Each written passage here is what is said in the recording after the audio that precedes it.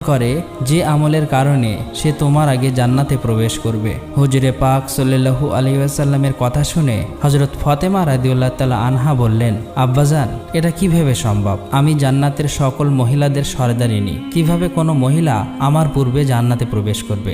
জান্নাতে পূর্বে প্রবেশ করার আকাঙ্ক্ষা সকলেরই রয়েছে। আব্বাজান, দয়া করে আপনি আমাকে সেই কাঠুরিয়ার স্ত্রীর ঠিকানা বলুন, আমি যাতে দেখে আসতে পারি সে কি এমন আমল করে যে আমলের কারণে সে আমার পূর্বে জান্নাতে প্রবেশ করবে। মুহাম্মদ সাল্লাল্লাহু আলাইহি ওয়াসাল্লাম তখন তাকে বললেন, ফাতেমা, আজকে তুমি বাড়ি ফিরে যাও, কিছুদিন পরে আমি তোমাকে ডেকে নেব এবং আমি তোমাকে সেই কাঠুরিয়ার স্ত্রীর ঠিকানা বলে দেব। হুজুরে পাক সাল্লাল্লাহু আলাইহি ওয়াসাল্লামের এই কথা শোনার পরে হযরত ফাতেমা রাদিয়াল্লাহু তাআলা আনহা বাড়ি ফিরে আসলেন। এইভাবে বেশ কিছুদিন অতিবাহিত হয়ে গেল।